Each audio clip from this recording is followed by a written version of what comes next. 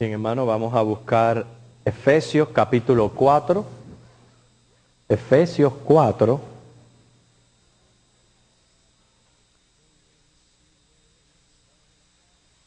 Versículos 22 al 24.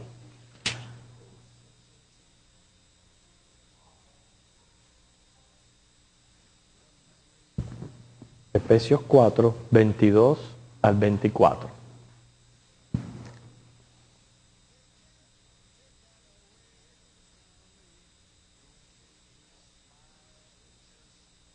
Vamos a leerlo todos juntos. Vamos a respetar las comas, los puntos, para así poder entender bien la lectura de la palabra. Comenzamos.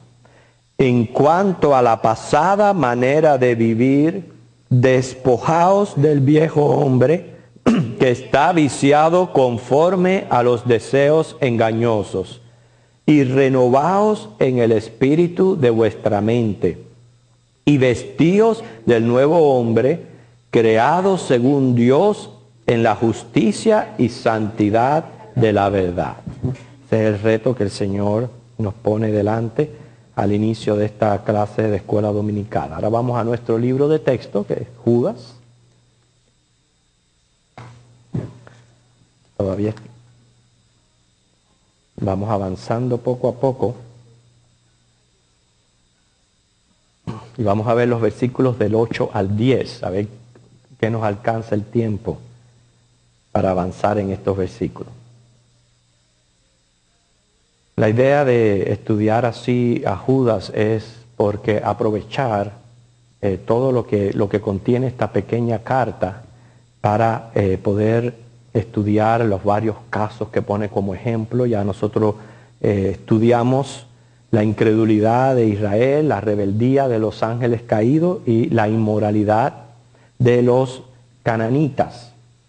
Ahora en el versículo 8, noten que dice, no obstante, de la misma manera también estos soñadores mancillan la carne, rechazan la autoridad y blasfeman de las potestades superiores. Vamos a ver estas tres cosas que hacen estos soñadores, pero es ahí donde yo aprovecho estas palabritas para traer un estudio provechoso en esta ocasión acerca de los sueños.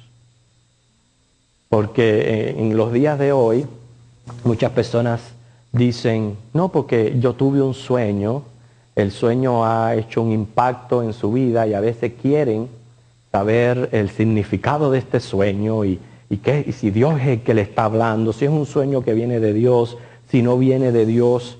Nosotros sabemos que en la Biblia Dios se reveló muchas veces a través de sueños.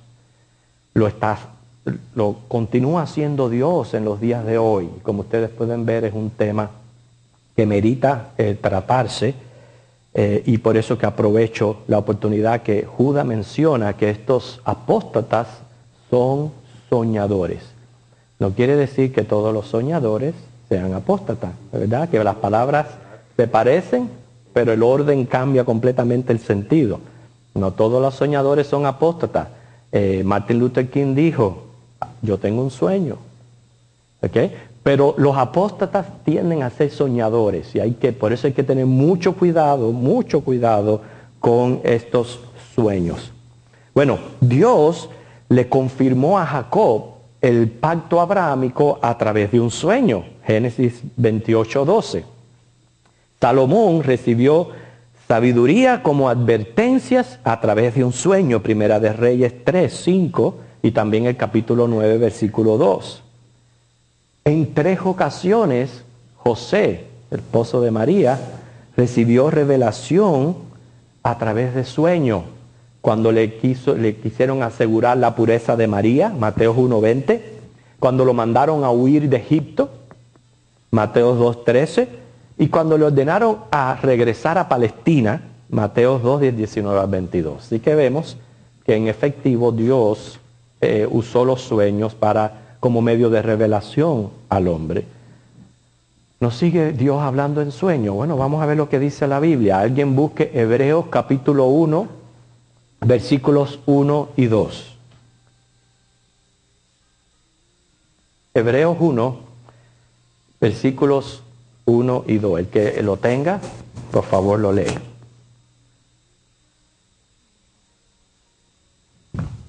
Hebreos 1, versículos del 1 al 2. Ok, Caridad. Ajá.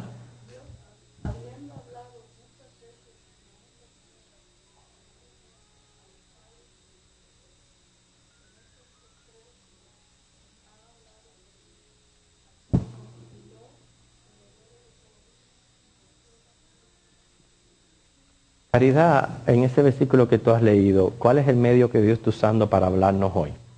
¿Por medio de quién?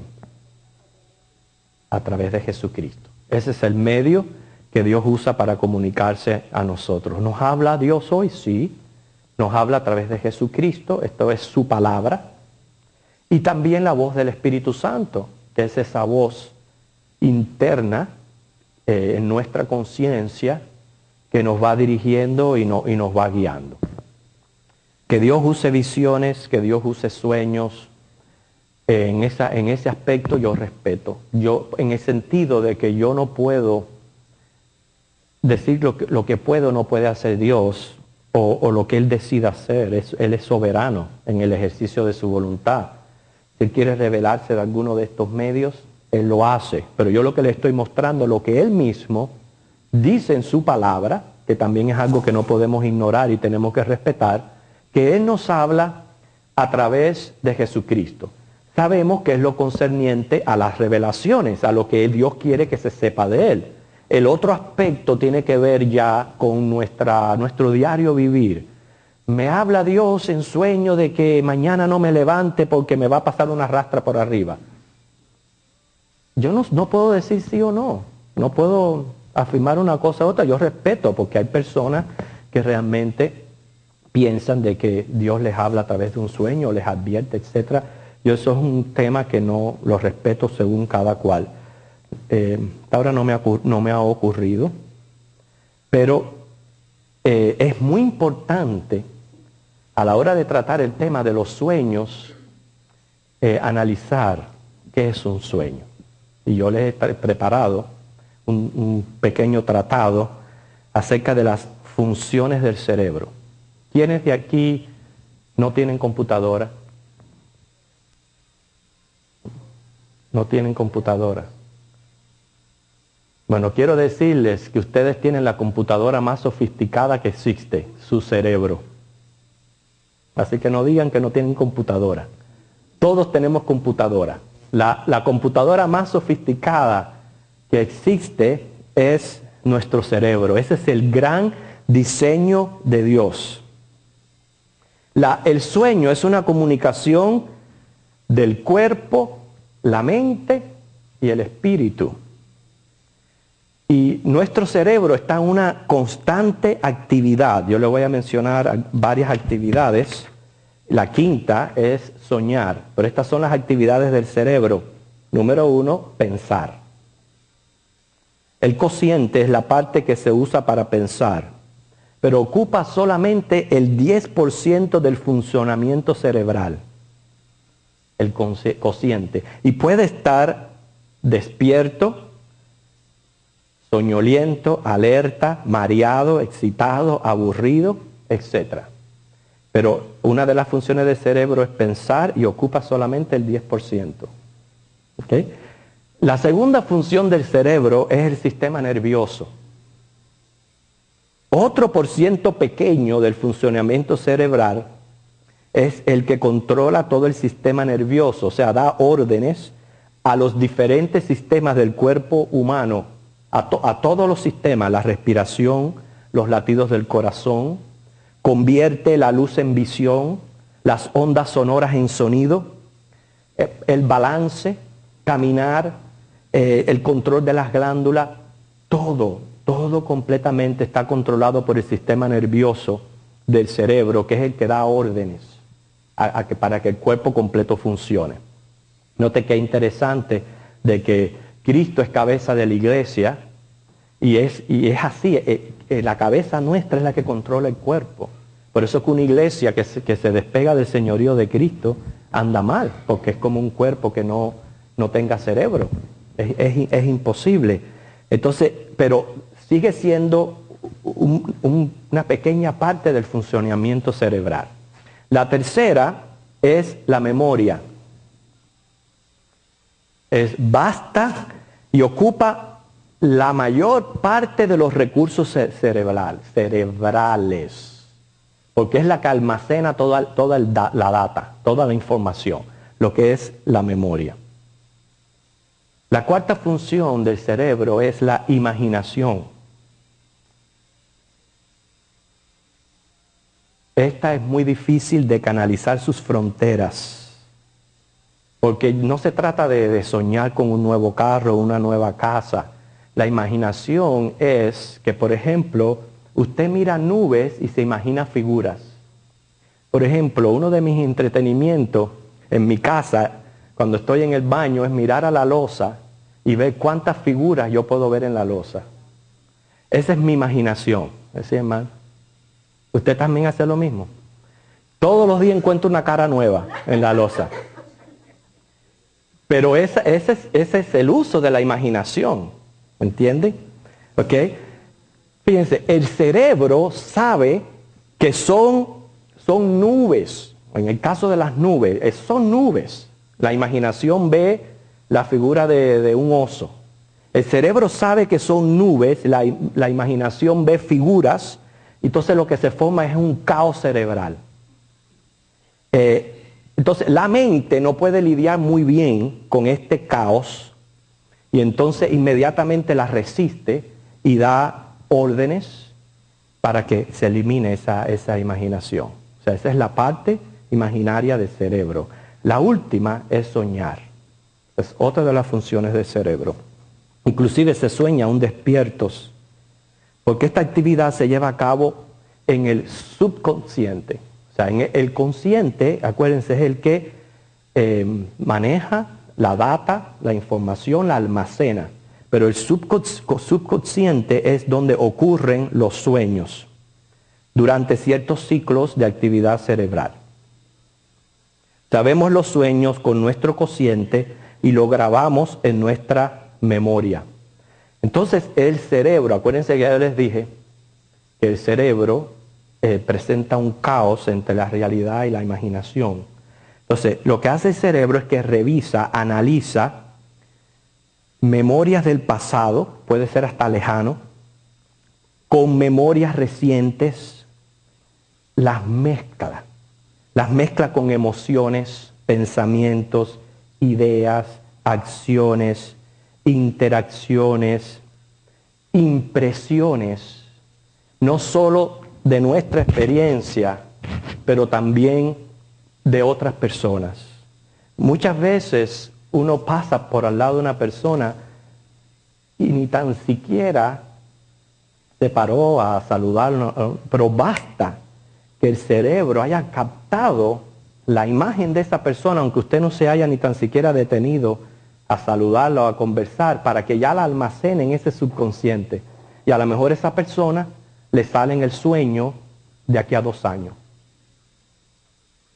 Y es tremendo, en ese subconsciente es una mezcla de todo esto que yo les he acabado de imaginar. Entonces, la mente procesa data también de índole espiritual. Creencias, oraciones, cantos, experiencias religiosas. Entonces, no solamente lo que uno hace, sino lo que hace otro. Y en toda esa mezcla surge un sueño. Quiere decir que toda experiencia sensorial, consciente o inconsciente, queda registrada en el aparato neuronal y puede ser evocada posteriormente. Todo esto lo procesa sin que podamos supervisar lo que está ocurriendo en el subconsciente, no se puede controlar. Toda esta data forma un caos cerebral, el cerebro responde, da la orden de elaborar un tipo de película visual con sonido, emoción, interactividades imaginarias. O sea que la manera de responder el cerebro al caos que está ocurriendo allá adentro, en ese subconsciente, es decir, elabora una película. Y quiero decirle, las mejores películas son las que se elaboran en el cerebro en un sueño. Ni Hollywood se queda atrás. Las mejores películas, mira, las mejores películas de misterio son las pesadillas. Una vez a mí me ocurrió una pesadilla que duró 1 segundo, pero más nunca se me ha olvidado, hermano. Yo sé que yo de alguna manera yo vi una figura muy fea. Y de buenas a primeras en el sueño se me aparece, pero eso fue ni 1 segundo, se me apareció aquella figura. Y aquella figura vino a la vida, abrió la boca y me tragó. Pero eso fue 1 segundo, nada más 1 segundo. Y eso fue aterrorizante. Por eso las mejores películas son las que elabora el cerebro en el subconsciente. Y eso es un sueño. Quiere decir, los sueños son influenciados por factores de la vida, del espíritu, creando categorías que son infinitas. Las categorías pueden ser profecías, sueños normales, físicas y pesadillas. Hermano.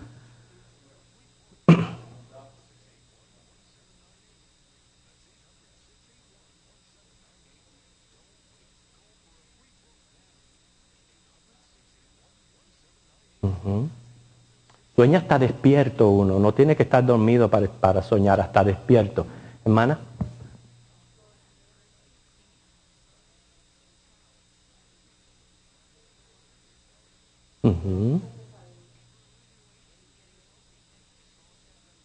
Bueno, esos son los caos que se están ocurriendo dentro de su cerebro, que el mismo cerebro está rechazando toda esa imaginación y lo que lo convierte en película. Es una manera de él poder controlar todo esto que está ocurriendo dentro. La digestión, por eso muchas veces, y a ustedes les ha dado risa, que cuando hablamos de sueño y alguien me dice, no, porque yo tuve una visión de Dios, lo primero que yo le digo es, ¿qué comiste la semana anterior? Porque la digestión, su sistema ocupa un lugar, un tamaño muy grande de la función cerebral. En el momento que se está teniendo la digestión, por eso no es bueno leer, no es bueno hacer muchas cosas durante la digestión, porque necesita gran esfuerzo del cerebro, y si usted lo interrumpe, interrumpe la digestión. Entonces, al interrumpirse la digestión, provoca pesadillas y provoca caos en el cerebro. Por eso es que todo este estudio, hermano, es para que nosotros, si soñamos, aunque sea un sueño que nosotros pensemos que es subliminal, muy espiritual, etcétera, etcétera, no estemos pensando siempre que es que Dios me está hablando a través de un sueño, me está dejando saber algo, etcétera, etcétera, debido a todo esto que le estoy mencionando. ¿Ok? Por eso es que hay que tener mucho cuidado. Todo esto que les estoy diciendo es porque Judas menciona que estos apóstatas o falsos profetas tienden a ser soñadores. Y la mayoría de las sectas reconocidas de nuestro mundo, sus iniciadores proclamaron haber tenido algún tipo de visión, de sueño profético, y dicen que tiene origen divino. Así que hay que tener mucho cuidado con eso. Por ejemplo, la secta de los mormones, brevemente, su fundador fue José Smith en el año 1820. Imagínense que tenía 15 años cuando él inició los mormones. Fue en Manchester, Nueva York. Según él, en el 1820, surgió en la región donde vivían una agitación extraordinaria sobre el tema de religión. Él había empezado entre los metodistas, pero pronto se extendió a otras sectas de la comarca. Unos contendían por la fe metodista, otros por la presbiteriana, otros por la fe bautista. Perdón, no es que él comenzó con los metodistas. La agitación la comenzaron los metodistas. O sea, hubo como un tipo de controversia entre estas tres denominaciones, los metodistas, los presbiterianos y los bautistas. Por tiempo, José Smith favoreció a los metodistas, pero era tan grande los debates que entonces él dice que tuvo que recurrir a Dios.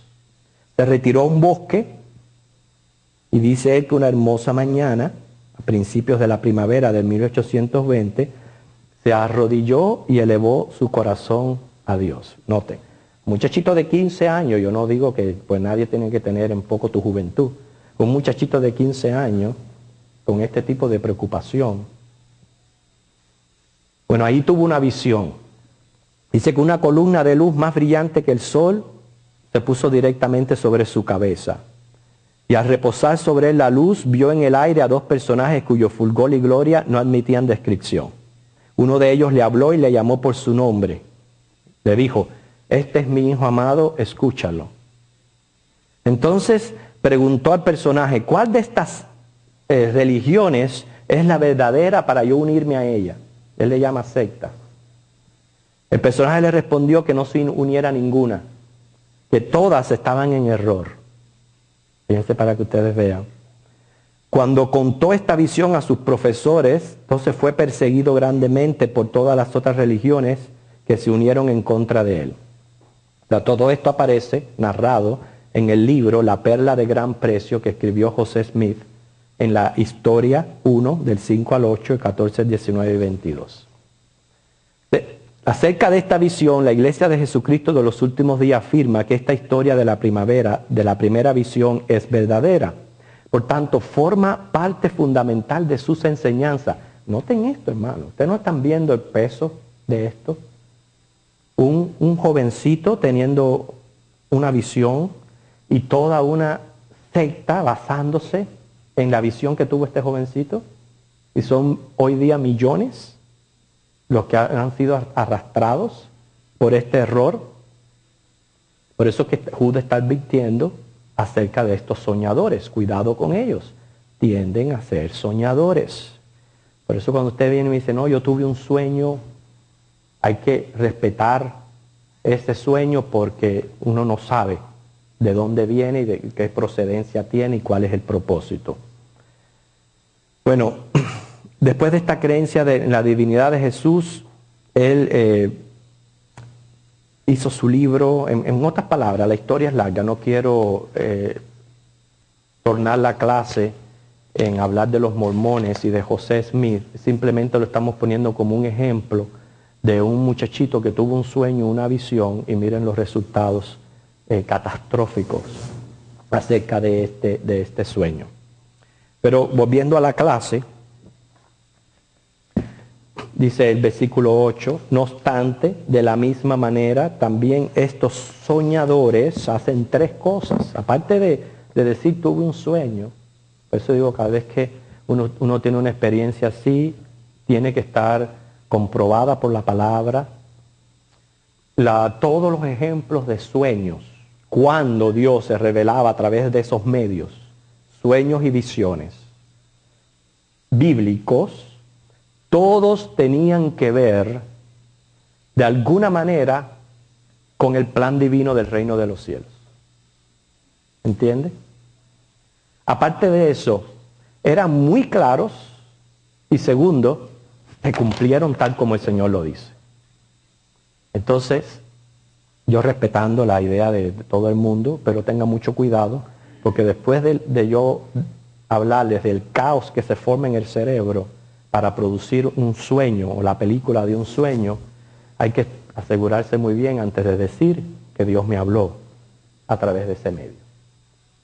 Porque miren hombres como este, que dijeron que Dios se le había aparecido en visión, dice que le dijo, este es mi hijo amado, oírle. Quiere decir que se le presentó el mismo Jesucristo. Y resultó ser una secta. Bueno, las características de estos apóstatas, dice Judas 8, la primera es mancillar. O sea, dice mancillan la carne. Es manchar o deshonrar.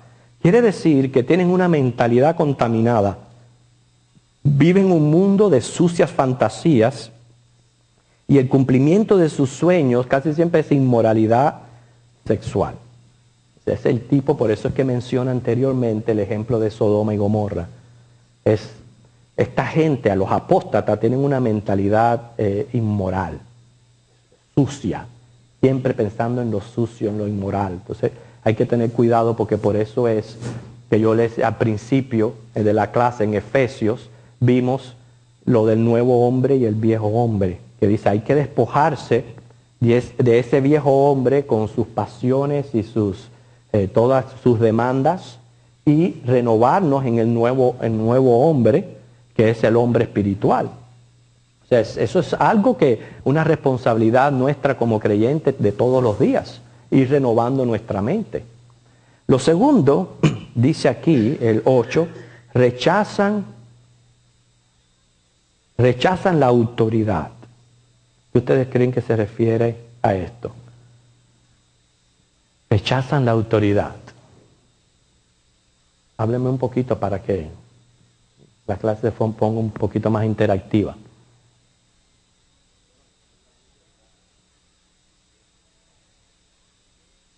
Uh-huh.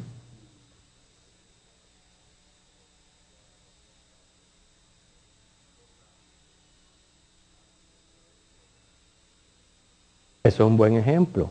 Rechazar la autoridad de las Escrituras. Cuando los hombres se convierten en anatemas, añadiéndole, quitándole, porque dice que la Biblia no es de interpretación privada, ¿verdad? Así que un buen ejemplo. A ver, otro.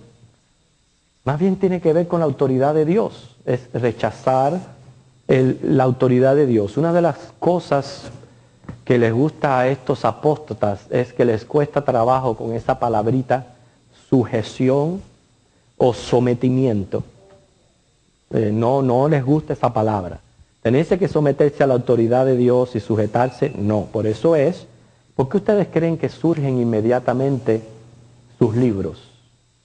Y muchas veces le dan más énfasis al libro, aunque lo acompañen con la misma Biblia. Porque eso es lo que hacen los mormones. Tienen la Biblia, pero tienen el libro de José Smith. Y le dan más énfasis al libro de José Smith. ¿Por qué surgió el libro de José Smith? Porque es contrario de la Biblia. Yo puedo ser un comentarista de la palabra de Dios. Hay muchos comentaristas que hacen unas obras literarias de mucho valor, tremendas. Una cosa es comentar la Biblia y otra cosa es hacer nuevas doctrinas que no están en la Biblia. ¿Por qué hacen nuevas doctrinas? Porque rechazan la autoridad. No quieren someterse a la autoridad de la palabra de Dios. O sea, reconocer la Biblia como infalible y nuestra guía en nuestra vida. Lo tercero que hacen es blasfemar de las potestades superiores. Casi siempre también tienen problema con someterse a las autoridades. Recientemente estudiamos los testigos de Jehová, vemos cómo ellos no se someten con mucha facilidad al gobierno, a la bandera, al ejército, etcétera, etcétera. ¿Okay? O sea, hablan con menosprecio contra la autoridad, sea divina, sea angélica o sea humana, así como el gobierno de la iglesia. El versículo 9 de Judas presenta un tema.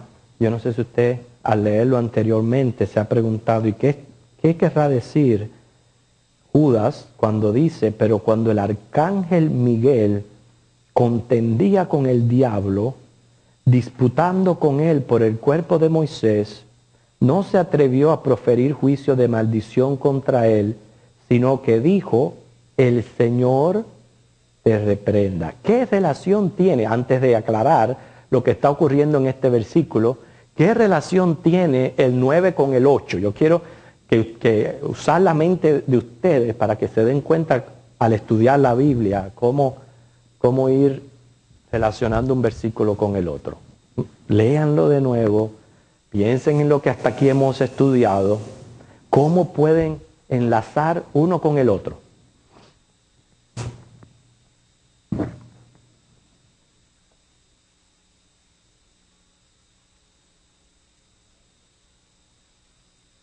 ¿Alguien? ¿Cómo tú enlazas el 9 con el 8? Parecen temas diferentes, pero tienen relación.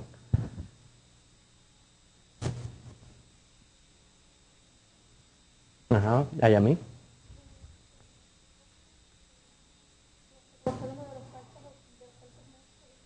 Estas personas rechazan la autoridad, ¿no? Y blasfeman en los superiores. Cuando el arcángel Miguel que no se atreve a dar un juicio de maldición contra el diablo, él está respetando una autoridad superior a él, a su naturaleza, porque en su naturaleza el único que puede dictar un juicio de ese tipo es una autoridad superior. Por lo tanto, no le corresponde a él hacer ese juicio. Entonces él se calla y dice que Dios se reprenda, porque está dejando eso en las manos de la autoridad. Okay, muy bien. ¿Hermano? Sí. La misma idea. Está diciendo, fíjense, el arcángel Miguel es el líder de la nación israelita. Él es el que representa a la nación del pueblo de Israel. Entonces vamos a ver, yo voy a abundar un poquito más en lo que dijo Dayami, que estuvo muy bien, y ver entonces después por qué se menciona lo del cuerpo de Moisés. El arcángel Miguel es el líder del pueblo de Israel. Y Judas lo está poniendo como un ejemplo de conducta. Está poniendo a este ángel que a pesar de su lugar, vamos a decir, autoritario, porque acuérdense que cuando estudiamos los ángeles, estudiamos de que en los ángeles hay diferentes rangos de lugares y de autoridades dados por el mismo Dios. Y Miguel es uno de los que está por encima. A pesar de que él está por encima, que tiene esta autoridad, él no se atreve, como dice Dayami, a decir un juicio sin antes no respetar a su Señor, que es a Jesucristo. Entonces, estas personas apóstatas no tienen temor de Dios, no tienen temor de Cristo, no tienen temor de su autoridad. Esa es la relación, gracias a mí, el hermano, la relación que hay de un versículo con el otro y por qué lo pone como ejemplo. O sea, siendo un ángel, él no usó su autoridad. Sin embargo, estos falsos líderes no tienen temor de Dios y se creen autoritarios, son hostiles, abusan de su poder, porque es increíble la manipulación que tiene sobre los seguidores, la manera que los manipulan es tremendo. Por eso dice que parece que les lava el cerebro, porque les hacen hacer cosas que son irracionales. Y ellos no le tienen temor a Dios. Entonces menciona lo del cuerpo de Moisés aquí, que es un misterio. Este es el único pasaje en la Biblia que hace referencia a esta disputa con el cuerpo del líder israelita. Dice, el arcángel Miguel contendía con el diablo, disputando con él por el cuerpo de Moisés. Entonces ese es el otro misterio que hay en este versículo que vamos a aclarar. ¿Qué pasó con el cuerpo de Moisés? Nos lo dice Deuteronomio 34 del 1 al 6.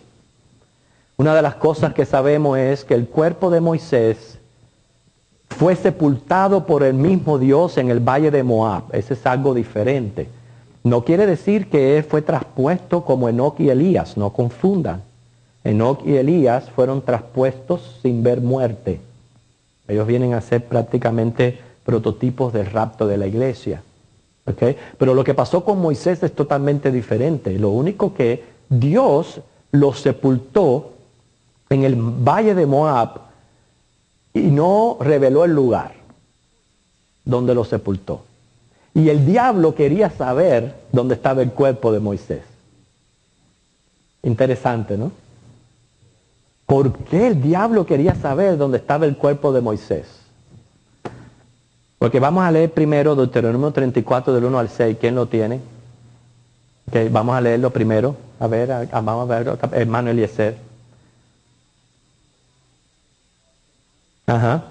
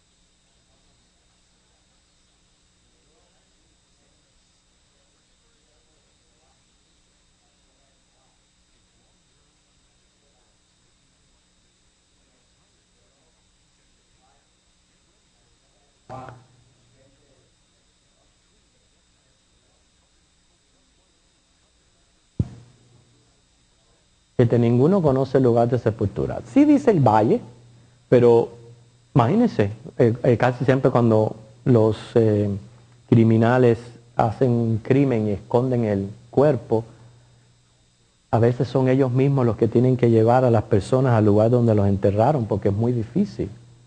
Bueno, en este caso Dios enterró a Moisés y nadie sabe el lugar. Sin embargo, el diablo quería saber el lugar donde estaba Moisés, o quería el cuerpo de Moisés. ¿Por qué? Hermano, usted quería levantar la mano.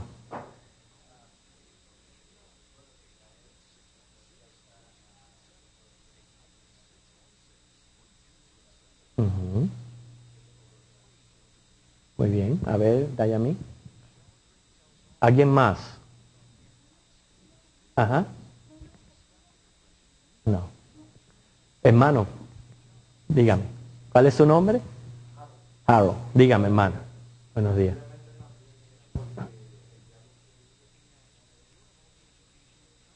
Ujú. Ujú. Sí. Muy buena especulación, Loida.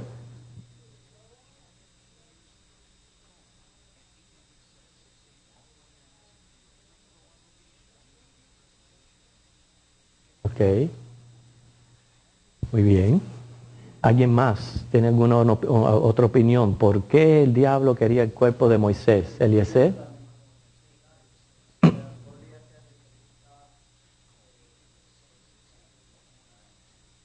Ujú. Ok. Muy bien.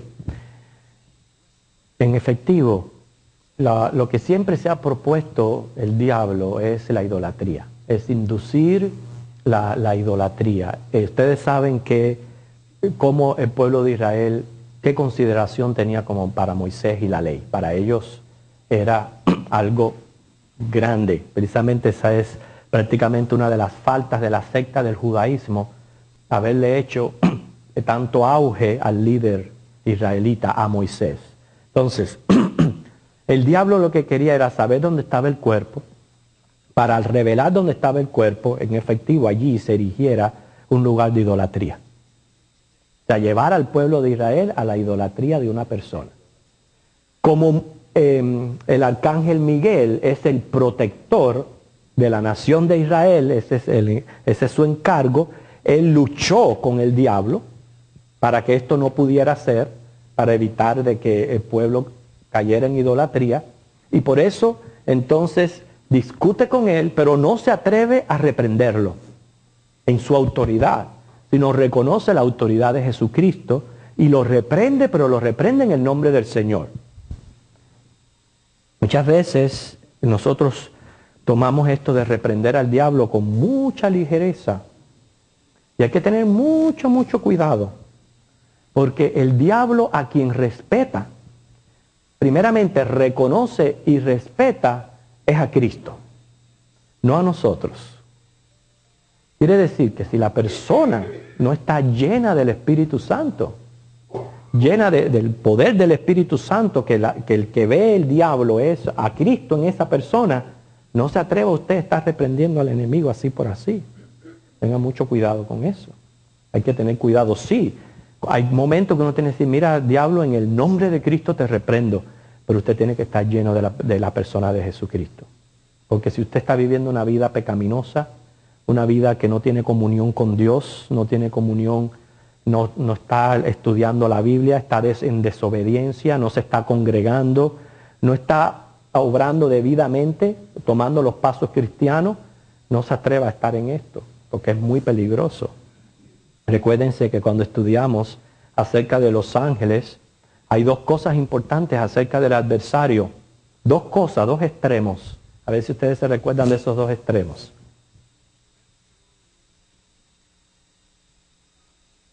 Los dos extremos que estudiamos del enemigo.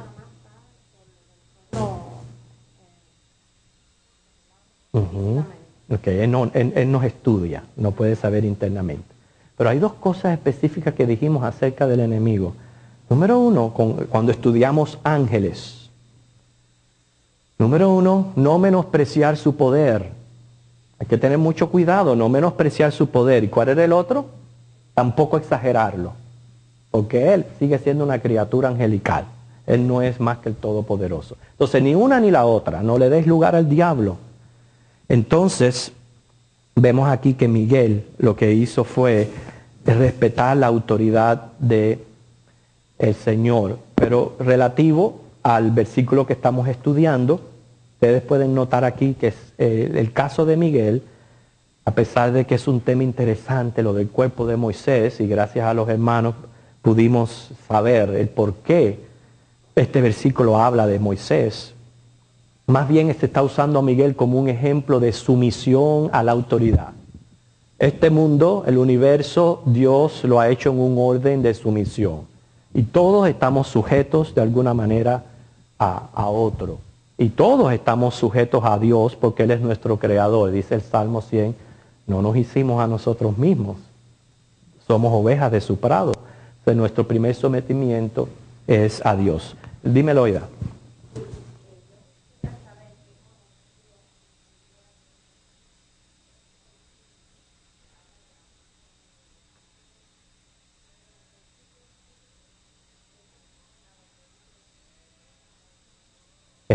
Si vamos a tratar el versículo 10 ahora, pero contestando a tu pregunta, llevándonos a ese versículo donde habla que el único pecado que Dios no perdona es la blasfemia del Espíritu Santo, es exclusivamente el atribuir las obras de Cristo a Satanás. Como que Él las hace, como las obras que Él hace, las hace en nombre de Satanás. Sabemos que ese fue el fallo de los fariseos y que los fariseos juzgaron a Cristo, que sus milagros y las señales que Él hacía en nombre de Belcebú. Entonces, al acreditar las obras de Dios a Satanás, esa es la blasfemia contra el Espíritu Santo que no es perdonado. Obviamente una persona que comete este tipo de error es porque no es salva, no tiene a Cristo como su Señor y Salvador, porque yo no creo que ningún hijo de Dios se atreva a semejante blasfemia de que si Jesús hace un milagro, uno le diga, ese tú lo hiciste en el poder del demonio. Eso es fuerte. Esa es la blasfemia del Espíritu Santo. No le busquemos otra cosa, ni otra interpretación, porque es esa nada más. Pero vamos a ver que en el versículo 10, estos apóstatas blasfeman, dice, de cuantas cosas no conocen y en las que por naturaleza conocen. O sea, blasfeman de lo que no conocen y lo que en naturaleza conocen, se corrompen como animales irracionales. Número 1, ¿qué es lo que no conocen? ¿Qué es lo que están ignorando? Déjeme seguir la clase, después te doy la oportunidad. ¿Qué es lo que están ignorando estas personas? ¿Qué es lo que no conocen? Precisamente el hecho de que existe una autoridad gubernamental. Existe una autoridad a la cual tenemos que someternos. Hermano, esto es sumamente importante. No podemos actuar como que no tengamos ley. Muchas veces, y estamos hablando como cristianos. Como cristianos, Dios nos pone delante lo que tenemos que hacer y lo ignoramos cuando no nos conviene o cuando no simplemente no queremos hacer la voluntad de Dios. Y nosotros no podemos caer en eso. Cuando Dios nos habla, nos muestra su voluntad, es para obedecerla, porque esta gente tienen como característica ignorar la autoridad gubernamental. Dice, otras por naturaleza conocen. ¿Qué es lo que conocen? Las leyes que Dios ha puesto en nuestros corazones y en nuestra conciencia. La ley del adulterio se refiere a los instintos naturales en la satisfacción de sus apetitos sensuales, y por eso dice, actúan como animales irracionales. Existe una ley del adulterio. Pero a pesar de que conocen esta ley, son gente de que tienen la tendencia de actuar en este aspecto sensual como si fueran animales que son irracionales. Volviendo al tema de Judas, que son los apóstatas. Ustedes saben que hay muchos ejemplos acerca de esto. Está David Koresh, que lo he mencionado anteriormente. David Koresh se proclamó ser el Mesías.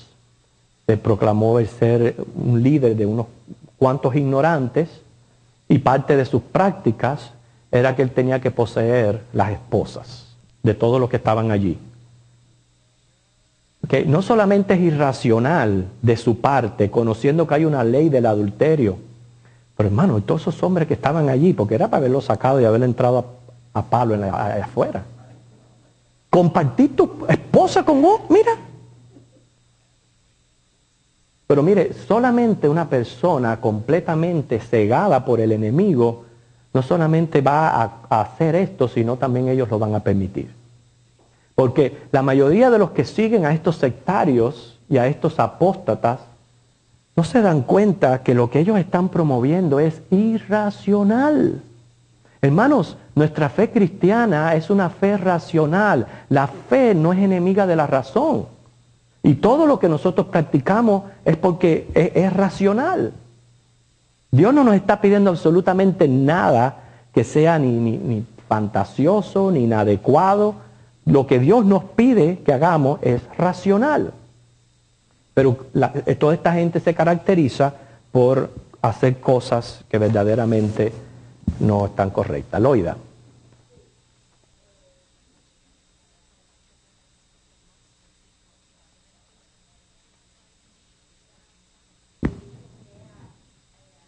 ¿No fue lo que yo dije? No. Ajá.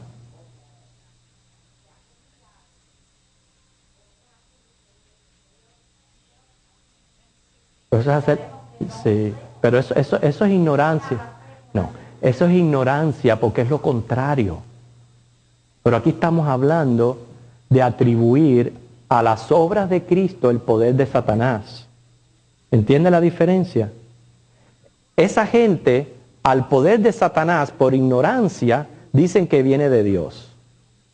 Pero esto es al revés. Es atribuirle, eso fue el pecado que cometieron los fariseos y Cristo directamente se lo condenó y lo profirió de esa manera. Esto es un pecado que no es perdonado. Decir que lo que hace Cristo lo hace en nombre de Belcebú es horrendo. O sea, bueno, pero es bueno aclararte, porque recuérdense que dice la palabra, Dios pasa por alto los tiempos de la ignorancia, y la mayoría de nuestras en la iglesia hay muchos hermanos que gracias a la gracia de Cristo fueron liberados de esas religiones paganas y hoy día sirven al Señor. Entonces, pero lo que estamos hablando es otro extremo, que para que ustedes vean, y gracias a este ejemplo nos ayuda a ver lo que es la ceguera de la religiosidad, al extremo donde nos lleva. Porque estos fariseos que eran temerosos de Dios, llegaron a ese extremo que yo estoy seguro que muchas personas no se atreven a decir una cosa así. Sin embargo, ellos lo hicieron.